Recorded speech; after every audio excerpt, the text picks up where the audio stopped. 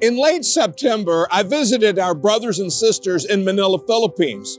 I arrived there either late in the night or early in the morning around 4 a.m. To my surprise, I found the airport decorated with Christmas trappings. One Canadian Filipino fellow traveler was so moved, she requested that I take her picture in front of the nativity scene. In my mind, I was thinking, Jesus sure came early this year, but we know he's always here. John 3 verses 16 and 17 is one of the most important passages revealing the mind of God toward humanity. Both verses are of equal importance. For God so loved the world that he gave his only Son so that everyone who believes in him may not perish, but may have eternal life. Indeed, God did not send the Son into the world to condemn the world, but in order that the world might be saved through him. For God so loved. What is the genesis of this love? When did it kick in? Was it at the fall of Adam and Eve? At the flood when God started over with Noah and his family? At the Tower of Babel when he confused the languages? Perhaps when the prophets and kings failed?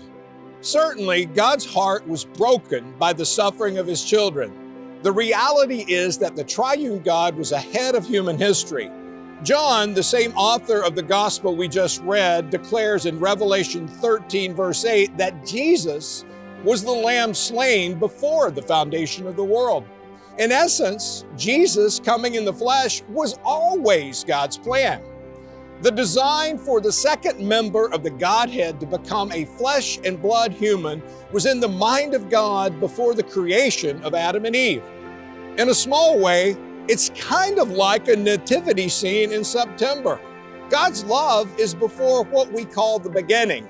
And John 3 verse 17 tells us his love is a rescuing and restorative love. The incarnation of Jesus wasn't intended for him to come and judge humanity in its fallen state. Humanity's brokenness was highly visible and the sting was felt by all. We were, as the line from O Holy Night says, in sin and error pining. So Jesus didn't come to rub this in. He came to make things right. This child who came into the world, not in a palace with attending servants and nurses, but to an animal stall or cave with lowly shepherds attending, was the embodiment of God's love for the world. We celebrate this entry into the world because it was the greatest of miracles. C.S. Lewis called the incarnation the grand miracle. He wrote, "The central miracle asserted by Christians is the incarnation. Every other miracle prepares for this or exhibits this or results from this. It was the central event in the history of the earth, the very thing that the whole story has been about." Jesus always was, is, and will be God's plan of salvation. The incarnation is the central and greatest miracle that we all benefit from.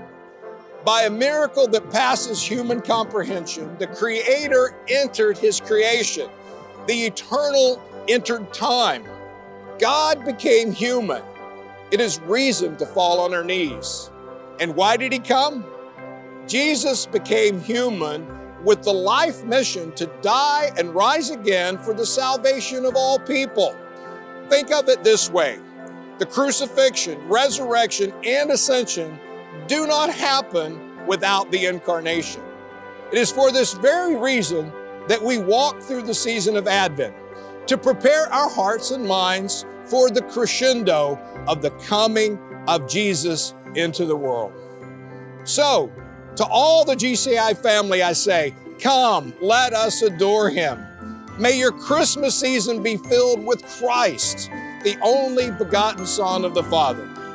From Susan, me, and all your friends at the home office, a very Merry Christmas.